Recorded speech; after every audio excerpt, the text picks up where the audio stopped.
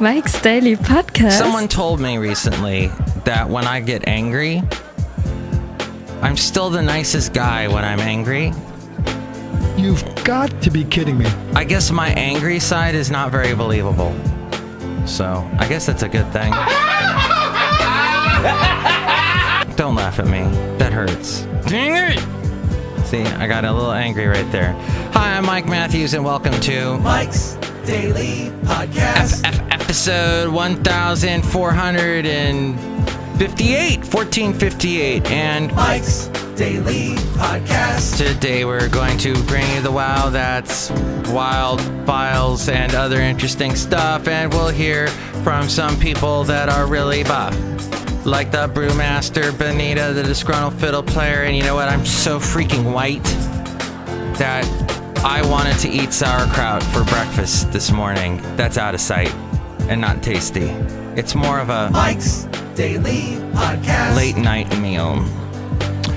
But I did watch another episode of Mike's Enterprise, Daily which you can find on Podcast Netflix, and yeah! Hey, it lasted like 5 years, so people must have been watching it with Scott Bakula and Jolene Blalock. And in this episode, Scott Bakula was on trial with the Klingons. They were accusing him of something. Oh no. Yeah. It was some of the storylines, all the storylines are awful, but I enjoy watching it. It helps me unwind. Maybe you listening to this show helps you unwind. Look who walked in. Hi, Mark! It's Benita the Rodeo Queen. How you doing? It's a Disgruntled Fiddle Player tell you What? Nilly's mad today. Nilly, oh yeah, Benita's horse. Why is Nilly mad? Mark! I don't know. I don't think Nilly likes my voice. Busted eardrums. But that's okay. It is okay. It's okay because we're all together here today, and look who else is here. Hello, Mark. I make the delicious root beer. Have some root beer. Ow. Thank you. Mayday! The show's going nowhere. It's funny that when Robin Williams did that voice for Aladdin, that's actually pulled from one of his early stand-up routines. When he was doing the internal editor voice, when he just tapped into his subconscious and just said whatever was on his mind, supposedly. And here's today's podcast picture. On stage, fueled with cocaine.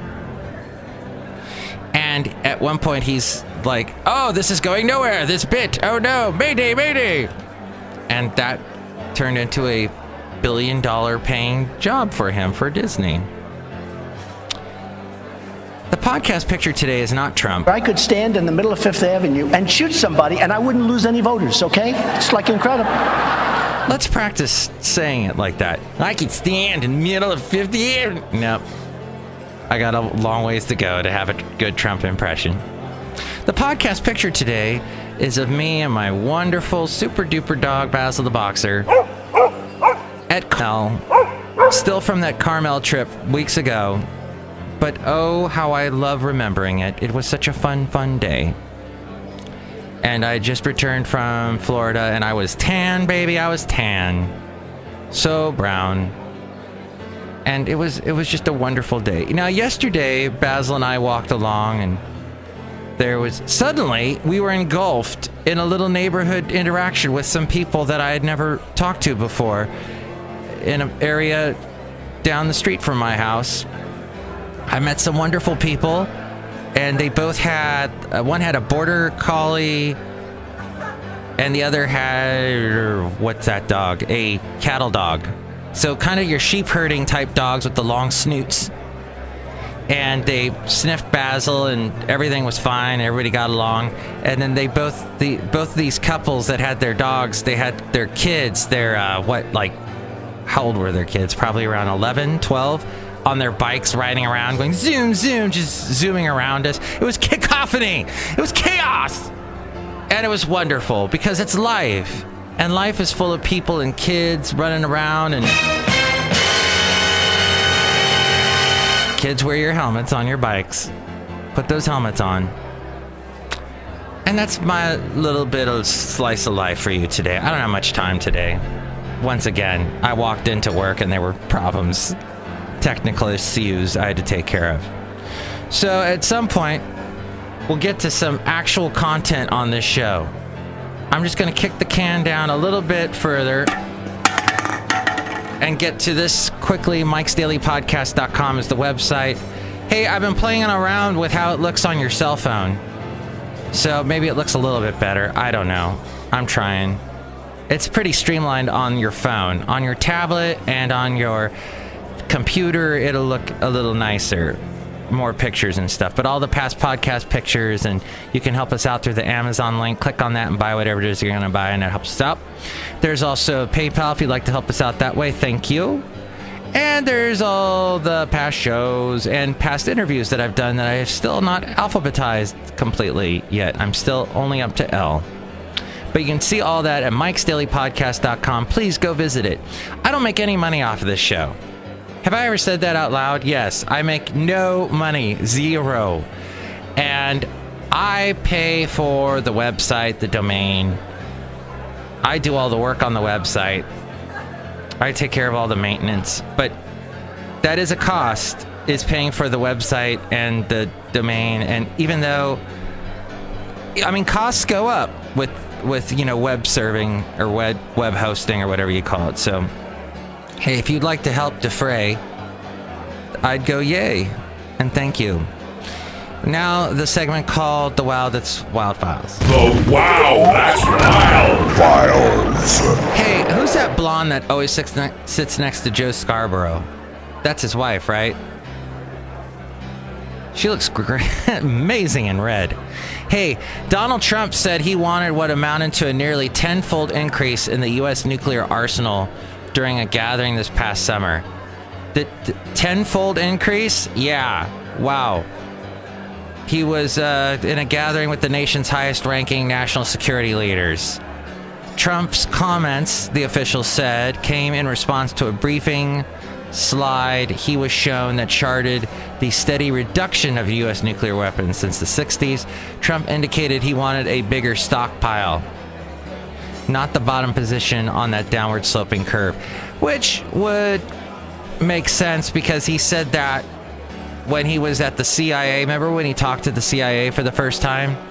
He said, when I was a kid, the U.S. was always winning. It was always winning. And then years went by, and lately it's just been losing and losing. I want to be a winner again. I want to be the best at everything.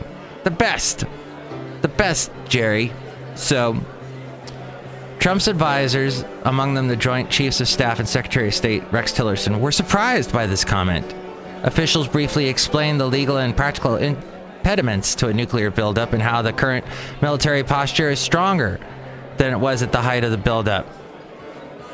The July 20th meeting was described as lengthy and sometimes tense. It was soon after the meeting broke up that officials who remained behind, that's when they heard Rex Tillerson say that Trump was a moron. Interesting. Revelations of Trump's comments that they come as the U.S. is locked in a high-stakes standoff with North Korea over its nuclear ambitions and is poised to set off a fresh confrontation with Iran. But not certifying to Congress that Tehran is in compliance with the 2015 nuclear deal. Do you ever wonder about Kim Jong-un? And, Obama really just ignored him. It was sort of like that bully in the playground you just ignore all the time because he's not really a bully. He's a tiny, tiny little, I don't know, Smurf. And Obama just ignored him. And then Trump doesn't. He's like, wah! You make me so angry, Kim Jong-un. You make me want to say things like, they will be met with fire, fury, and frankly power, the likes of which this world has never seen before. I wonder what that does. I don't know the whole psychology of bullies and whatnot, but if Kim Jong-un is like going, wait, what? What the hell? Who is this guy? But I don't know. Hopefully we have a calm resolution. I'm thinking positively, is all I'm saying. Hey, let's go jump over to some happier news. It's kind of funny. Mark Zuckerberg. What happened here? He had a Facebook Live video where he was talking about what the company has been doing to help Puerto Rico's recovery.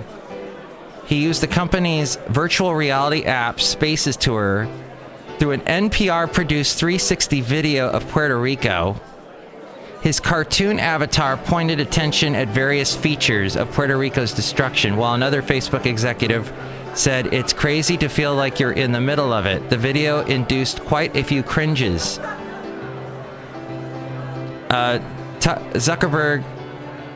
Zuckerberg's VR avatar asked, "Do you want to teleport somewhere else?" as he wrapped up his conversation about Puerto Rico. "Yeah, maybe back to California," another executive answered. Zuckerberg reacted to some of the backlash in a reply to a Facebook comment on the video. "One of the most powerful features of virtual reality is empathy," he said. "My goal here was to show you how VR can raise awareness and help us see what's happening in different parts of the world." Hey, I was listening to The World on NPR yesterday as we go outside of Café Anyway. We were bringing Mike's Daily Podcast somewhere in Podcaster Valley. And they got these two young, probably 20-something ladies. They have slight accents. I think they're from Puerto Rico, and they go to Puerto Rico in the story that they've been airing. It's a two-parter on The World on NPR. And they are talking about, this is what Puerto Rico looks like after the devastation. But some of the time when they're doing their little reporting, it sounds like they're 20-somethings that never went camping, that have lived in a city their whole lives. They're like, "Oh, wow, what's this? Oh my gosh, we have to live in a tent? Oh no."